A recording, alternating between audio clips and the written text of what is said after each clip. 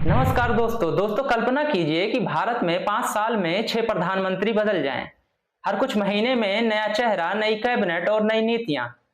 अब सुनने में यह राजनीतिक अस्थिरता जरूर लग सकती है, पर बीते एक दशक से यूनाइटेड किंगडम में यही हो रहा है। में पहले भी ऐसा घटनाक्रम घटित हो चुका है, पर हालिया प्रधानमंत्री के बदलाव के सिलसिले की शुरुआत ब्रेग्जिट रेफरेंडम से हुई, जब 2016 में डेविड कैमरून ने प्रधानमंत्री पद से इस्तीफा दे दिया था, क्योंकि उन्होंने ब्रेग्जिट जनमत संग्रह में यूरोपीय संघ में बने रहने का समर्थन किया था, जिसमें ब्रिटेन की आम जनता ने ब्रेग्जिट से बाहर होने के पक्ष में मतदान किया था।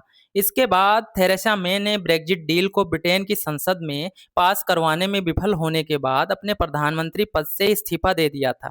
थेरेसा मे के बाद बोरिस जॉनसन के कार्यकाल में पार्टी गेट कंट्रोवर्सी के बाद मंत्रियों द्वारा सामूहिक इस्तीफे दिए गए थे, जिसके बाद बढ़ते पार्टी दबाव के कारण बोरिस जॉनसन ने भी रिजिग्नेशन दे दिया था।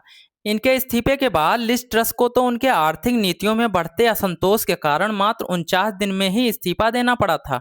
लिज ट्रस के बाद 2022 से 2024 का कार्यकाल ऋषि सुनक ने संभाला। अपने कार्यकाल के दौरान ऋषि सुनक ने आर्थिक स्थिरता लाने के लिए कई प्रयास भी किए, परंतु 2024 में आम चुनावों में कंजर्वेटिव पार्टी को लेबर पार्टी से भारी हार का सामना करना पड़ा, जिसके बाद लेबर पार्टी के लीडर कीर स्टारमर को प्राइम मिनिस्टर नियुक्त किया गया था। पर अभी मात्र 2 ही वर्ष हुए हैं जब कीर स्टारमर ने भी अपने इस्तीफे की घोषणा कर दी है। दोस्तों, कीर स्टारमर के रिजिग्नेशन के पीछे कई कारण माने जा रहे हैं, जिसमें सबसे प्रमुख कारण हाल में संपन्न हुए लोकल इलेक्शंस में लेबर पार्टी का बेहद खराब प्रदर्शन को माना जा रहा है।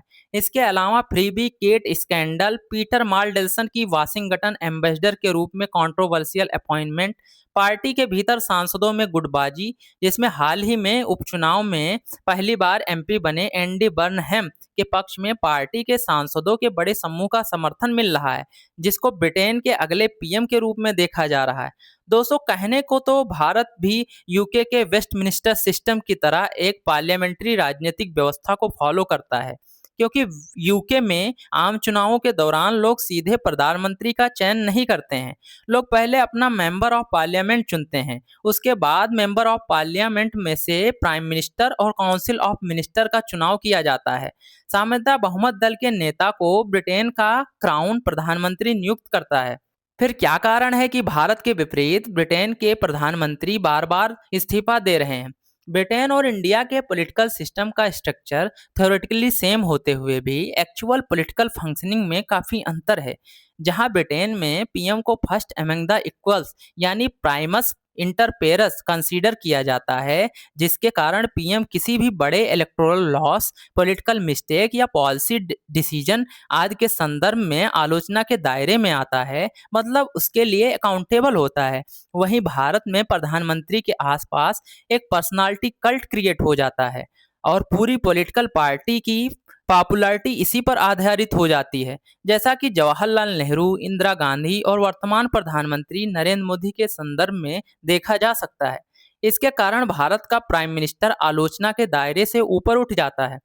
इसके अलावा डिफेक्शन भी प्रमुख अंतर है। ब्रिटेन के पार्लियामेंट में मेंबर ऑफ पार्लियामेंट को ज़्यादा ऑपरेशनल फ्रीडम मिलती है, क्योंकि वहाँ दल बदल जैसी घटना व्यवहार में देखने को नहीं मिलती, जबकि भारत में तो दल बदल आया राम गया राम की घटना को रोकने के लिए एंटी डिफेक्शन लॉ बनाया गया था, जिसके लिए संविधान में 52nd कॉन्स्टिट्यूशनल अमेंडमेंट भी किया गया था, जिसके अंतर्गत कोई एमपी पॉलिटिकल पार्टी के मर्जी के खिलाफ वोट नहीं कर सकता। इसलिए इंडिया में संसद में पॉलिटिकल पार्टी की यूनिटी बनाए रखना यूके की तुलना में आसान हो जाता है।